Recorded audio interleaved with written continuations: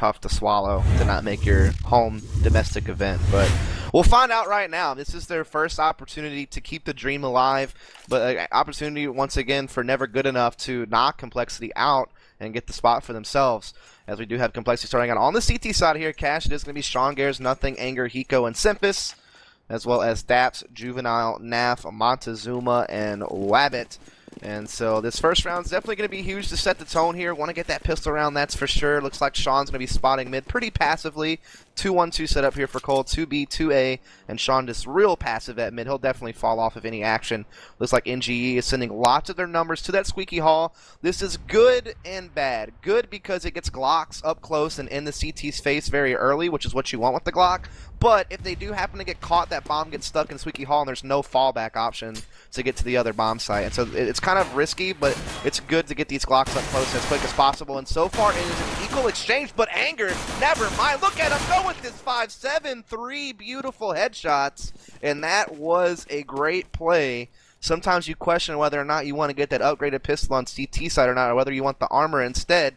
And it turned out very, very good for Anger, as he does get those 3 frags. But Nav bringing it back just a little bit, and Montezuma now in a 1 versus 2. So Cole can't cast their check yet, as well as Montezuma gets that kill on the Nothing. So oh my goodness, is Cole going to let this slip away? Hiko is the last man to do it. We've seen him clutch before, so can he do it again? He does a fair amount of damage, but now he has to come in close against the Glock and try to finish it off, and he will. Great job there. Great job by Anger to open up the way that he did. Cole almost let it slip, but then Hiko comes back in the end in the 1 versus 1 and grabs it by the skin of his teeth.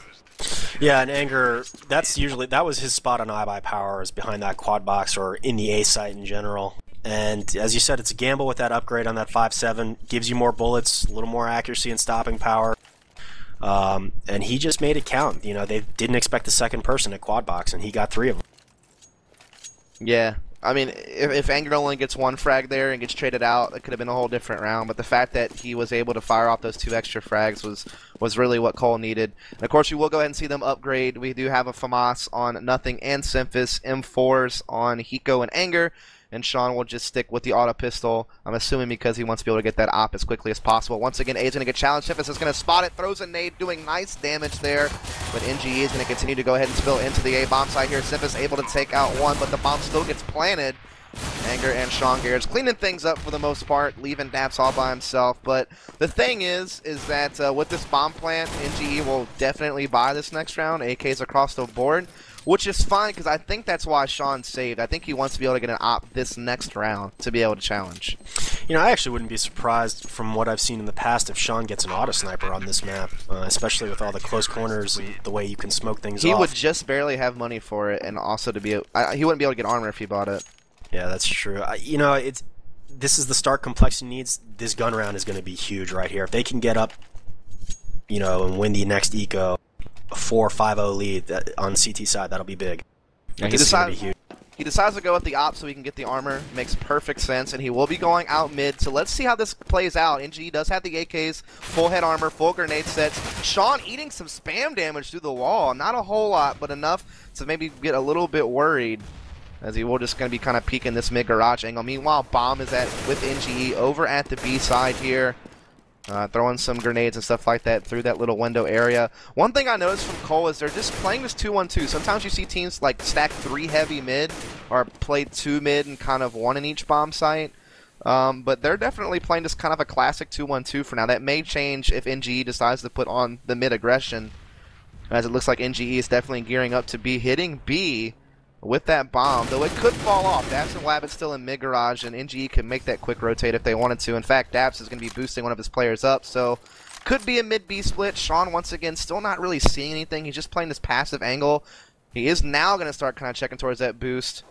Oh, pulls away, but still lands the flick shot onto Daps, so that's a good way to open. But here does come that B hit from NGE. They do have control of that checkers room. They're working in the B lobby as well, and here they come spilling into the site. But Nothing and company are both inside the site. Nico able to get 1 frag, but Montezuma goes off there with the AK, gets a couple. Sean trying to grab that nade frag, but is going to miss. But they still do have the 1-man advantage, and that bomb is down inside the site. Sean spots it. He knows where it is. He just has to play the clock now at this point. Maybe throwing some flashes here. Gets Montezuma completely blind. And at this point, it's really going to be tough for the T-side to win. They're going to have to get the frags. They can't really plant. Wabbit trying his best, gets one, but Cole just plays that smart, doesn't overcommit to their peaks, and cleans up the round. 3-0 scoreline for Cole, looking sharp. I actually like the play by NG. They naded the B site and got both players down, and then Daps had that Molotov to cut off any mid-rotate through vents. They just they didn't push.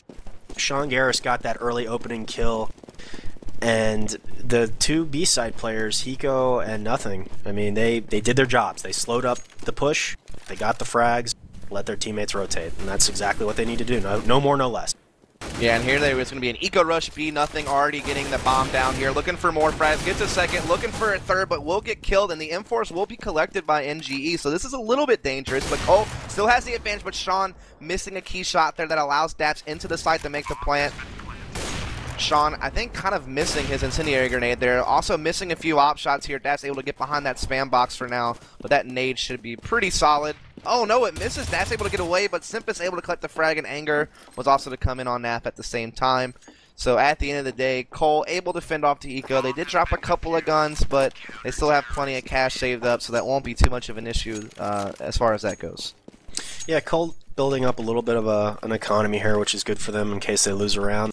I also like the way they're playing. As you said, 2-1-2, nothing overly complex, just keeping it simple, letting their fraggers do the work, rotating cleanly. Now we see Juvenile with an op, so we'll have to see if he can counter Sean to get the opening pick at mid.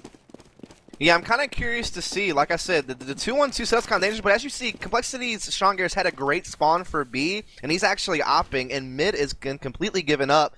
And to counter this, Cole is playing a little bit more aggression on A. Nothing finally kind of spotting out mid now, but once again, it looks like it's kind of that same B strat we saw in the opening gun round from NGE, where they had a late mid presence, but we're still looking for B at the end. And Hiko and Nothing still have their crossfire here in B. Sean's kind of floating around with that op for now. Nothing also kind of floating around. So Cole has good positioning for a B take at this point, which seems to be the case right now, as Hiko is going to be inside the checkers, and NGE may just run straight into him, as they did not hear that nade hit, I don't think. But Hiko does have low HP, so unless he can get the shots off first, he will suffer here. And here comes the split by NGE onto checkers. Hiko able to get behind the box in the back. They're not actually checking it, so he might get some free frags, and he does. Great zoo kills there from Hiko. Naf able to take him out, but the damage has been dealt. Sean also picked up Juvenile at mid, so Opper down for NGE. Daps and Naf trying to make the best out of this. They do get one frag. They find themselves in a 2 versus 3 for the third round in a row. It looks like Daps going to get a little bit risky here. He presses through the smoke. He could catch Sean in the back, but his teammate falls, and so now it doesn't matter, and Sean is more aware. He's kind of checking his back now. Daps trying to come back through the smoke to the bomb site, and he gets caught by Anger. And that was funky, man. Hiko just kind of got a little lucky there. They didn't check for him. Yeah, I think, like you said, they didn't hear the nade hit him, or else they thought he had fallen back into the site. Maybe the smoke blocked them a little bit from seeing the pushback to box.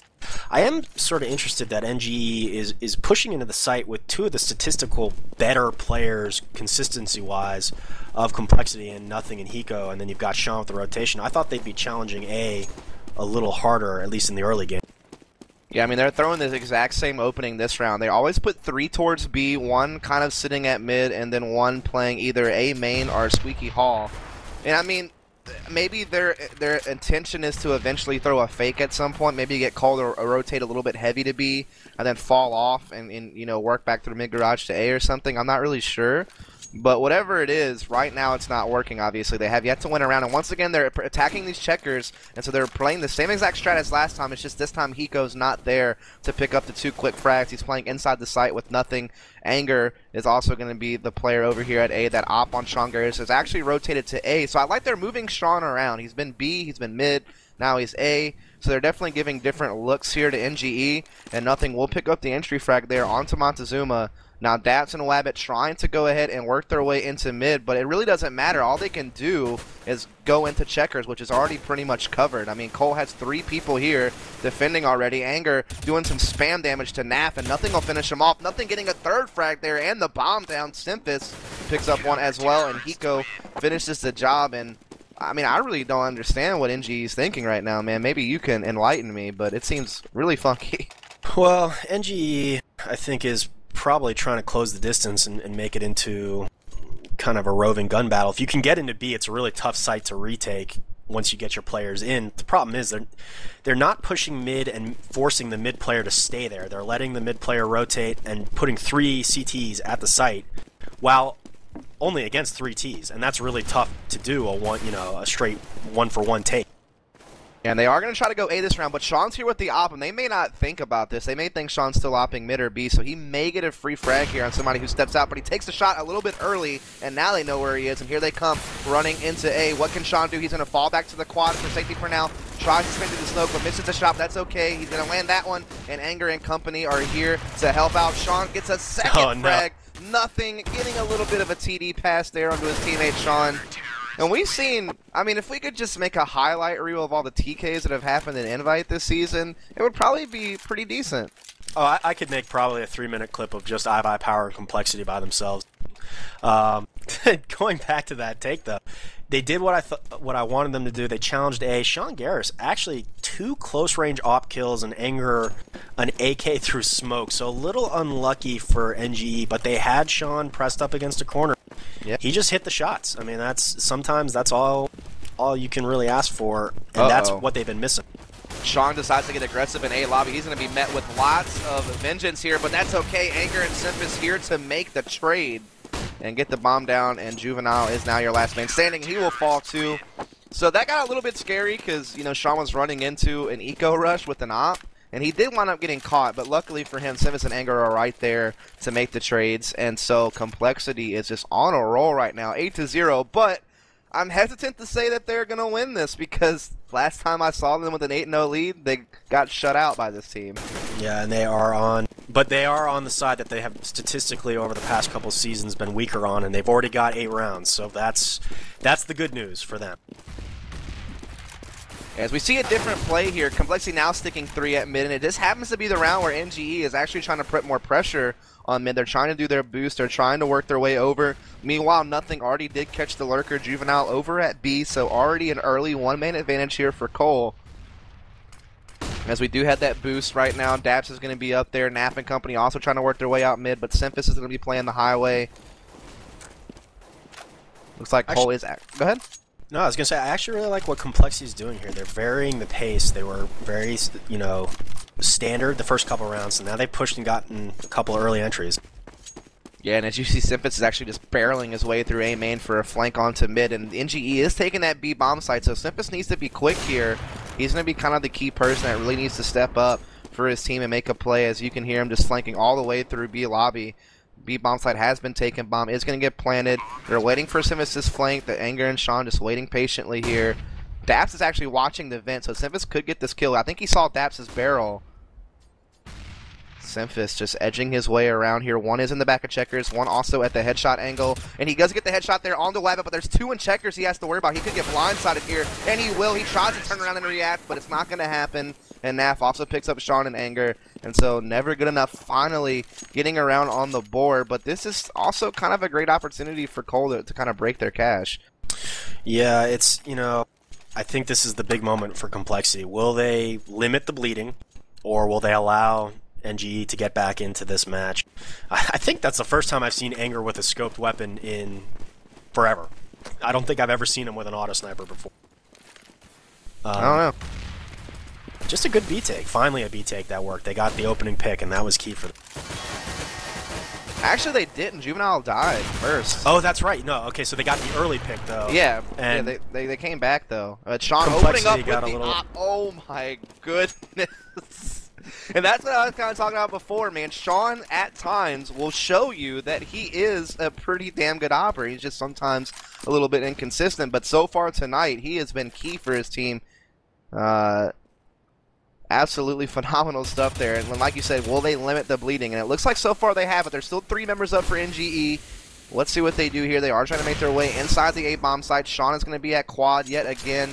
Montezuma and company trying to chase him down, but Simphis makes up a huge play there inside the site, and then Sean steps out for his 3rd frag of the round. And, I mean, that's a good sign from Cole, I guess. Yeah, that is a great sign that Sean is hitting his shots, and really NGE is kind of like, where on the map is he not playing? Because every site they've gone to, compLexity has sort of guessed correctly that, and they put Sean there, or they've put the stack there, and they're rotating effectively. NGE is just not getting enough pressure and enough early frags to really challenge compLexity. Right, I mean, you get op by Sean at mid, you think, oh, he'll probably be truck or something like that, but instead he's at the quad box. Like you said, he's just all over the place, and now they're trying to rush mid to B. Sean misses a shot, but we still do have 2 members of Cole inside the B-bomb site, and Hiko doing a great job here with the M4, picks up a couple, nothing still up. He's going to run through the smoke, picks up 2, can he get the third? No, Daps will be able to get 1. He did pick up Hiko's M4, but Sean there to collect, and compLexity looks to be, I mean, in a really comfortable position at this point. I think they've kind of overcome some of their biggest test in this half, at least. Yeah, now you're getting into the danger zone for NG of, if they don't win at least 2 or 3 more rounds, you get in the danger of having to go onto CT pistols, having to win pistols just to stay in the match. Not even have a comfort level, just stay in the match, and that's a tough place to be. Yeah, I think you're right. I think if Never Good Enough can't win out the half, or at least get to 4 rounds or something, then they're definitely in danger of just losing the match outright. As Sean, once again, in a new spot, he's been playing the connector doorway. He mollies off the vents too. What a smart play there. That's going to slow things down just a little bit here for NGE. But yeah, that time he was just peeking from the highway instead of from the big doorway, and so he's just getting these initial frags for free pretty much. Now here we do see the B take, nothing able to get 1. Hiko able to get 1 as well, but NGE does make it in. 2 versus 3. Yet again, Simphis though just YOLOing through the smoke, able to pick up Montezuma, and so Naf now alone in a 1 versus 2. He does have the bomb. He's going to re-smoke that CT. Oh man. God. Sean's op is literally on point tonight. It's just, it's there, man. That was He's a great feeling shot. it. Yeah, I mean, that's NG is just struggling to get into the B site without losing 3 or 4 players to just the B players alone, and that makes holding the retake so much harder, because not only is it taking time, and all the compLexity players are getting over there, they don't have the numbers, and that's just an unwinnable situation most times. Yeah, man, it's tough here, as we are going to see them try to boost mid yet again. Sean is watching it, though. As soon as Naf peeks his head, it could be the end. Oh, nope, Sean does actually miss that shot. Naf misses, though, too, so no harm, no foul. But this is an eco for NGE, so Cole hasn't really given up any of these yet, so probably a good chance that they'll be able to take this one, too, as Anger does open up with the frag inside the bomb site. We're going to start seeing that rotation come in from compLexity as well. Simphis already at the connector area. Nothing coming in as well with 2. Anger with the final cleanup. And at this point, man, short of, like, one of them leaving the server, I don't think Cole loses this. Well, you never want to say never, but on a map like Cash, NG's got to win these last 2, and they got to win pistols. I mean, that's the only way they can do it for me, and even then, it's an uphill battle, because you'd like to think compLexity just has enough firepower to say, we're taking 3 or 4 rounds on T side just through plays alone. Yeah, even at this point, even if Never Good Enough didn't win out, and they did win the pistol, I mean, even still, Cole would probably still be pretty comfortable. I mean, but they need to do that just to have a chance, and that's kind of what you already said. So yeah, we'll see. This is them kind of going for broke. I mean, they've hit maximum loss bonus, so they'll still be able to force buy next round anyway. But yeah, I mean, they need to get these next 2 rounds. Juvenile does have the op. He's going to be battling against Sean. And Sean just steps out a little bit. I don't know how Juvenile doesn't hit that. I mean, he had the perfect pre-aim. It's just like he just didn't pull. He hesitated on pulling the trigger. Sean steps past his crosshair placement and takes him out. And those are op battles you really shouldn't be losing. You have the advantage. You have the angle. And then Sean still just outshoots you somehow. I mean, that's rough. Those are there's that peeker's advantage that everyone always, talks about him, and just I don't know. Sean just hitting the shots. I mean, give credit to him. As Anger just went absolutely bonkers in the middle of that whole discussion, playing that top part, they didn't expect him there. Now he drops down into Daps, and that's kind of maybe a little bit of a mistake, as now he gives his team a 1 versus 2 to deal with. However, Daps is in tough situation, gets mollied, trapped inside there. But no, what I was gonna say was I was watching that from Juvenile's perspective, and it's like he just didn't even shoot. Like he had a full, like a half second where he could have fired and Sean wasn't even aimed at him, and he just, I don't know. If you read my awards article, you'll see the quote that Juvenile made this week. He said Skadoodle was the one holding them back from opping in CS. That's why he transitioned to the lead opper for NGE. Making a joke about their Call of Duty 4 days, but right now, Sean Garrett's proven he's the one to beat. Tonight, that's definitely the case, man. Short of a miracle, they seem to probably have this game on lockdown. NAF actually will be opping now instead of Juvenile, which is normal. NAF used to opt quite a bit. I'm really surprised it's not Wabbit. I mean, that's their normal opper. Do you have any take on that, maybe? Yeah, Wabbit was not only their normal opper, he was playing well up until this point. Yeah, I don't understand. Sean, once again, making it hurt over at mid. As he's been getting the opening frag almost every round. Yes, and see, this is what's bothering me is that compLexity is getting these opening frags, and NGE is not really doing anything to trade or get anything in return. They're just losing players. Now they're starting to make something. This is one of the first rounds I've seen NGE have a man advantage, and now they have a 3-man advantage or 2-man advantage.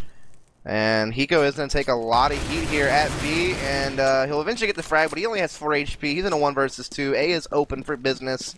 And if Hiko clutches this round, I literally would say there's no way Never Good Enough wins this match.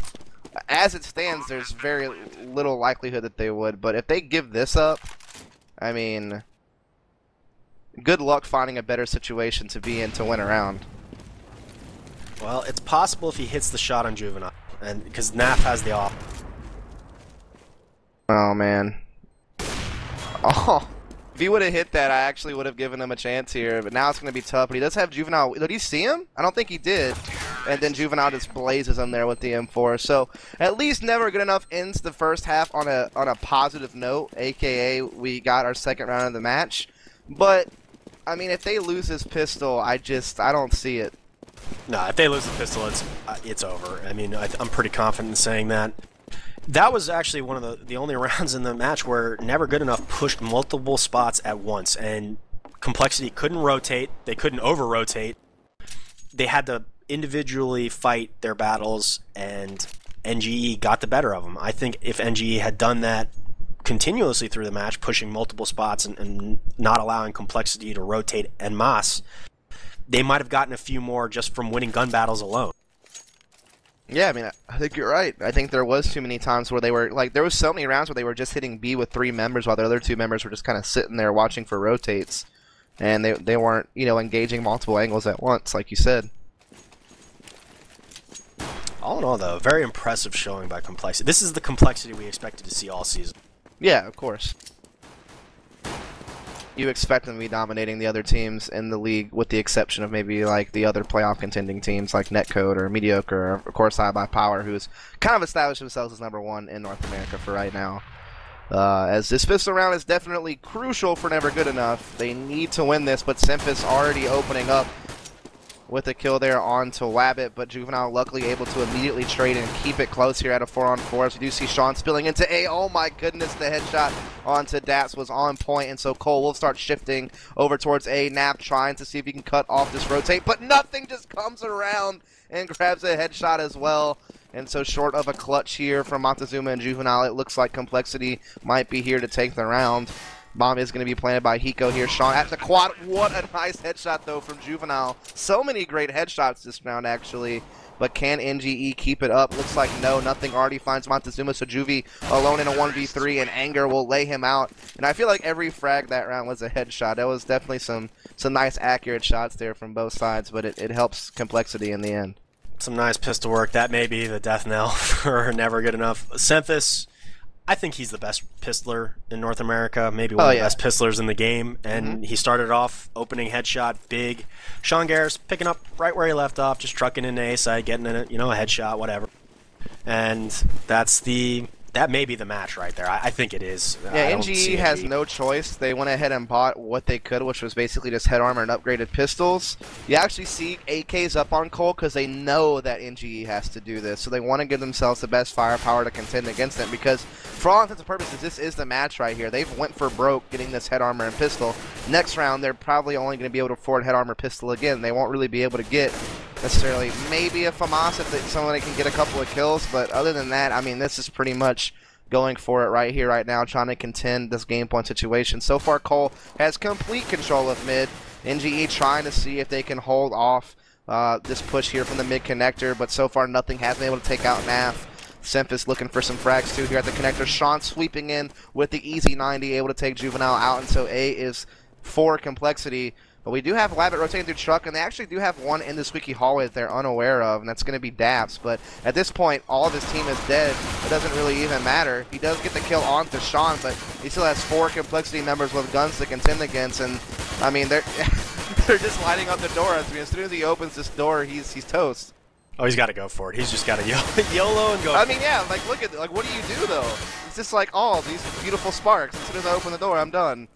They're like, come on, bro. Here, come on, bro. We open the door for you. Come on, let's go. Oh, he does get the kill on the Semphis. But Hiko is here with the AK, and he's there to make the trade.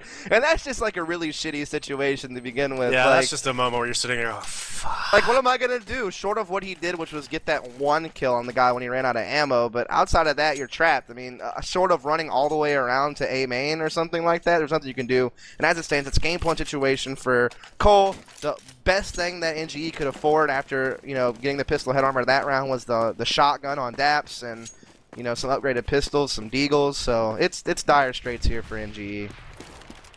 Yeah, I just don't see. I know they won 16 rounds once against complexity, 16 straight rounds. I don't see that happening. They had guns though when they did that, and they don't have anything right now. Hiko already opening up there with a kill onto Labbit, as we are going to see them once again get full mid control. Montezuma kind of lightly spotting it from CT spawn with that Deeg, trying to see if he can hold things off here. Semphis working his way up the connector into A. Hiko grabs a kill onto Juvie over at the B-bomb site here. And so that just adds to it, as now it's just Montezuma and Daps. Montezuma able to get a 1 there on the nothing. But so far, that's really about it here. 4 versus 2. Semphis catching Daps at mid, so Montezuma has an AK. I mean, what do you do here? Run through the smoke, I guess, and hope for the best. Oh, he does get a kill there on the Sean Garrett's. Another kill on the Hiko. Uh-oh. He can clutch it up, but no, Anger will finally put it to rest. We were about to maybe see one of those miracle clutches, but Anger decides that he didn't want Montezuma to have a highlight clip on all over the internet. So finishes it off, and complexity wins 16-2. It doesn't get a whole lot better than that, if you're Cole. Yeah, you know, I again, great CT side from complexity. Sean Garris, as we said before the match started, he was going to be the wild card. If he was hitting his shots, complexity was going to roll.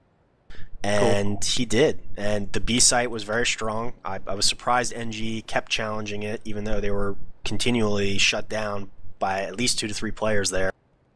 I'm just surprised by NG's early strategy and then their lack of adapting once they realized that B was really just not working for them. Yeah, it looks like we are going to have Hiko coming in from Complexity to talk about that game and talk about some other things. So just waiting on him to come in here, and we'll have a chat. I think that is a great win. They cannot overlook United 5, but you want to talk about making a statement saying, hey, don't forget about it.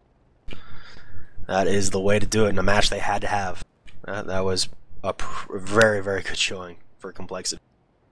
Also, to let you guys know, if you want, you can head over to one of 2 different channels to catch some more CS tonight. You can either head over to Sivo, they're doing the best of 3 between Cole and United 5, or you can catch the stream from Wizenhunt. That's twitch.tv/Wizenhunt, as he is streaming Reliable Gaming versus Mediocre, if I'm not mistaken. That's twitch.tv/Wizenhunt. So definitely head over there, tell him Dust sent you with some love, and check that out. But we have Sean Garrett's actually from Complexity in here. How's it going, my man? Hey, pretty good. How you doing, Dust? It looks like you're back, dude. Like your op's back. Is it back? Hopefully. I mean, I've been playing a lot lately, so we've just caught some pretty bad breaks, you know, and our money has just been in shambles in recent matches. But hopefully, yeah.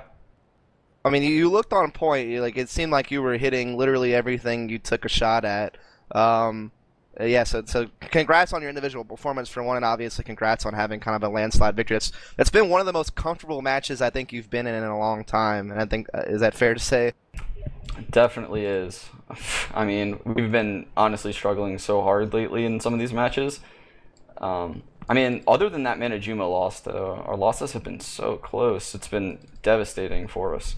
But yeah, we needed a win like that, to just prove to ourselves that we're better than what our results have been in matches. Because if you can look at like our scrim results, we're dominating all these teams in scrims. We're catching some bad breaks, and it's not even like we're scrimming in the scrims. We're running the same strats. We're doing everything the same way. Like, some people make some minor mistakes in the matches, which cost us, but I mean, it's just finally everything clicked today, which is good. So with that being said, like a while back, like literally right after you made the roster trade or whatever you want to call it, I had an interview with Hiko. We were kind of talking about, how in the short term that this was going to be difficult, but in the long term you thought that you guys would wind up being better off. Obviously, the short term has been rather rough based on the fact that you're kind of like in a do or die situation for ESEA land attendance at this point. So I'm going to ask a couple of questions in regards to that situation, basically. So the first question would just be, how has the the adaptation process gone, so to speak? Like how have you been trying to adapt the team to a new player? What are the current player roles? Like, what are you guys doing, basically? I'm not gonna lie, there was like a learning curve because I mean, obviously Brax and Todd are completely different players. Towards the end of Brax's, I guess, like tenure with us on Cole, we had a much different playstyle at EMS than we did DreamHack. Like DreamHack, we were much more execute oriented.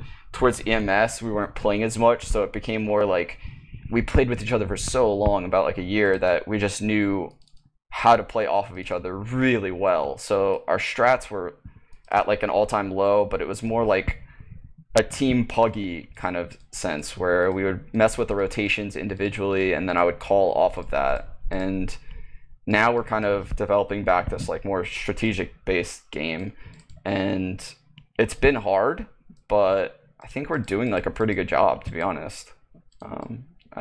It's hard to say because we haven't played Ibai Power in a long time. Jumas plays us pretty well. Those guys are kind of good. They're good to practice against. But I think the transition has been hard, but I don't think that we're worse than what we were. I can tell you that. Like, I think we're honestly playing some of the best CS we've played in scrimmages. It's just we make so many mental errors in matches, and I pointed them out on my stream a couple times, and it's so frustrating that you play like a week and everything goes right, and then you play a match and everything goes wrong. So, but yeah. In that regard, me and Rotodep were kind of talking about how there's been plenty of matches we've seen where you guys would start out with a pretty big lead, like you'd be up like 8-0, 7-1, something like that, and then something just happens, and we're not really sure what it is, and maybe you aren't either, where the other team just gets a couple of rounds, starts kind of countering you a bit, and then all of a sudden it's just like a tidal wave crashes against you guys and just make a huge comeback. I mean, have you noticed that yourself? And if so, what do you think has kind of caused these like kind of lopsided comebacks against you lately? Yeah, I mean, that's definitely something I noticed on some of our early matches. Like, I know that for sure that happened on both season matches, our Ibai Power Nuke match. I want to say we were actually up pretty big on Ibai Power on Dust 2 also, and we kind of hit a wall. Yeah. Then your Inferno match last week. Yeah. 15-5, I think, at one point. What was it? I thought we were behind 15-5 or something. That's what I meant. Just teams going on a run. Yeah, we do seem to be way more momentum based than what we were in the past, which is kind of crazy. Before we would lose pistols all the time and just like grind out these like 16-13, 16-14, 16-12s, and that's a lot of what you'll see like NIP do. They have so many close game wins. And I think that just kind of comes with experience and knowing how to play 2v2s and 3v3s together, and just being in the right spots and understanding where your team is. So hopefully that's starting to click a little bit better at this point. I mean, you would think it would, so I don't know. So what are the roles like now on your team? Because before, Hiko was kind of always your lurker, Nothing, and Sempus were obviously kind of more of your entry fraggers. You, of course, being like the opera in-game lead. But then, with Swag always is kind of like a support rifler, but he also seemed to kind of like to lurk a little bit, and he also was kind of your secondary sniper at times and did pretty well with it. So what are the roles like now for your team with Anger in? I'm sure there was a transition, but now it seems like you're probably starting getting kind of set in how you want to do things. So how have things changed role-wise? I mean, things have changed actually quite a bit, to be honest, because when Todd came in, Todd is much more of an entry fragger than Brax is. Brax is like a lurk player, whereas Todd is like, he's best at being like first in strats. Like he has that like really snappy aim, and he's also a really good sprayer. So naturally, like I think he's best in entry frag roles, whereas Brax isn't really that kind of player. Brax is the kind of player that you want like lurking into bomb sites and just kind of like controlling rotations and kind of being a support player, like you said. The problem is we had Hiko, so he had to be like a little bit sped up because Spencer is our lurk role player. So that kind of pushed Corey into more of what Brax's old role was. So now Corey's kind of doing what Brax used to do a little bit. I mean, it's hard to say. He's not really doing everything that Brax used to do. We changed a lot. I changed like a lot strategically on like each map. So it's hard to say because we don't have the same exact concrete roles. But I would say that like Todd is like entry fragging, and it's usually like Jordan immediately behind him, Corey kind of supporting, and if the roles are reversed somewhere else on like a different map, I'm usually the guy supporting with an op. It just kind of depends on like what we're running and what map it is right now. So I only want to ask you like maybe a couple more questions. I know you have a SEVO match to go play against United 5, but my question would be is obviously you guys are kind of like in a do or die situation now. Like you really need to win out to guarantee yourselves that 4th seed. So first I would just say, I mean, is the pressure on? Are you feeling it? And second of all, how are you handling this situation like mentally? Well, that right there was the match we needed to win, because if we lost to those guys, they would have had head-to-head over us, and it would have been like we couldn't surmount that. Like they would have passed us up. We would have never gotten to the playoffs. I'm pretty sure that we can actually lose one of these next 2 matches. I mean, you never want to think like that, obviously, but that match right there was huge for us. Looking at our matches ahead, obviously I think we can win. Our cash has been really good. And then our nuke has always been somewhat strong, I guess. We've had problems with it at tournaments, to be honest, against like the real top teams, but it's never really been too much of a problem in North America. I feel like you're going to be playing a nip. I feel like your U5 match is just as important because if they happen to beat you guys, then that would be, if they ran out the season, then I guess that would actually make me a chance that you wouldn't make it. Yeah, I mean, if we lost to U5 and they ran out the schedule, which is definitely a possibility, they would make it ahead of us. So that match is also really big, obviously. Right. Yeah, for sure. So with that being said, one of my I have 2 questions left. The first one is that you guys are obviously going to SoCal Land this weekend in full, I assume. I think that's what everyone said. And you have some good competition. I mean, Reliable Gaming is going to be there with most of their roster. I think the full iBuy Power Lamp's going to be there. I'm not 100% sure if Steel's going. I don't know if you have any idea. But basically, what are your thoughts about this event going into it? And, how will it help or hurt your team? Like what are your thoughts on this event? I think we're all really excited about this event.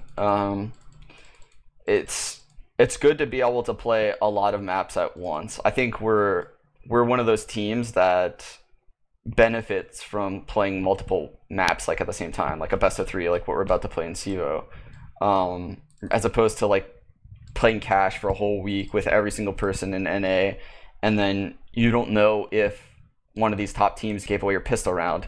Like I could tell on our CT or T pistol in that last match that something weird happened. Like they had 3 guys in the middle looking at the boost. No one does that on a CT pistol.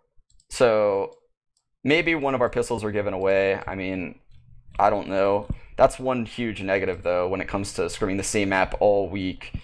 I mean, we try to switch up our pistols in between scrims all the time, but if you run it against a certain team, and even if you run fakes off of it, it's pretty easy to counter regardless. But I think that we're all looking forward to being able to play a large map pool. I'm not sure, are they using cash in season? Do you know?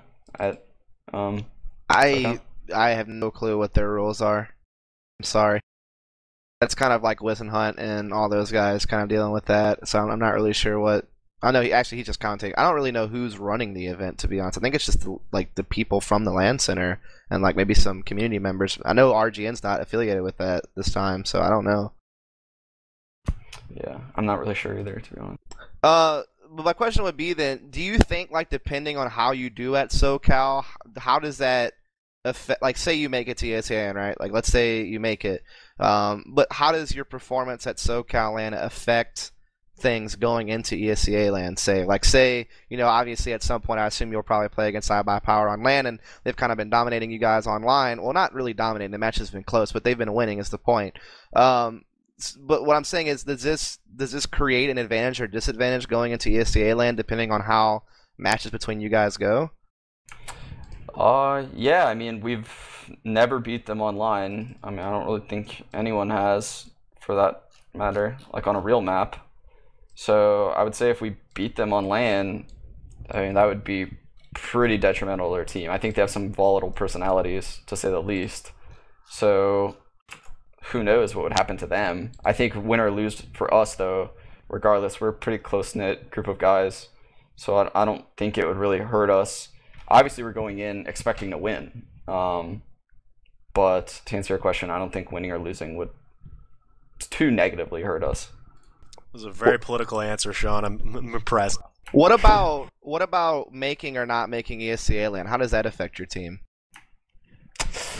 I mean, I'd have been pretty emo if we lost that match and didn't make ESEA land, because I felt like we put in so much work this season, even compared to last season. And I mean, these season losses, and like we play like the worst teams on the worst maps possible, and we can't win a close match to save our lives. And it's, I love going to ESEA lands. They're such well-run tournaments, and you get to play like all the European teams are now coming to this one. So if we do miss out on this one, to answer your question, I would be personally quite upset. And I can't really say, I don't think much would happen as far as the team goes, but I would definitely be like pretty emotionally upset about that.